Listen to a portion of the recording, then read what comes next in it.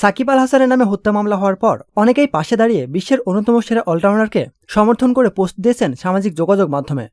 বর্তমান থেকে সাবেক তার অনেক সতীর্থই পক্ষে লিখেছেন। সেই তালিকায় এবার যোগ হলেন মিস্টার ডিপেন্ডেবল খ্যাত মুশফিকুর রহিম।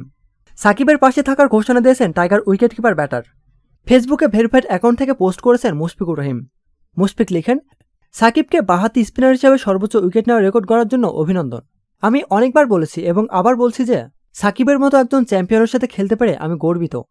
একজন টিমমেট এবং ভাই হিসেবে আমি সাকিবের কঠিন সময়গুলোর সঙ্গী এবং আমি তার বিরুদ্ধে তোলা মিথ্যা মামলার অভিযোগ সমর্থন করি না, কারণ আমি জানি সে কখনোই অমানবিক কাজে লিপ্ত হবে না। আমরা সবসময় তোমার পাশে আছি বন্ধু। গার্মেন্টস কর্মী রুবেলকে হত্যার নির্দেশদাতা হিসেবে গত বৃহস্পতিবার ডিএমপির আদাবর থানায় সাকিবের বিরুদ্ধে হত্যা মামলা দায়ের করা হয়। মামলার 28 নম্বর এজাহার নামেও আসামি করা হয় টাইগার অলরাউন্ডার সাকিবকে। রুবেলের বাবা রফিকুল ইসলাম বাদী হয়ে মামলাটি দায়ের করেছেন।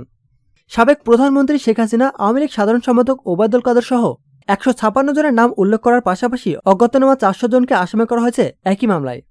এর আগে সাকিবের পাশে থাকার ঘোষণা দিয়েছেন জাতীয় দলের অধিনায়ক নাজমুল হোসেন শান্ত, মমিনুল হক, লিটন দাস সহ অনেক সতীর্থই। প্রতিনিয়ত খেলাধুলার আপডেট জানতে খেলাযোগ টিভির সাথেই থাকুন। এতক্ষণ আমাদের সাথে থাকার জন্য আপনাকে জানাচ্ছি বিশেষ ধন্যবাদ।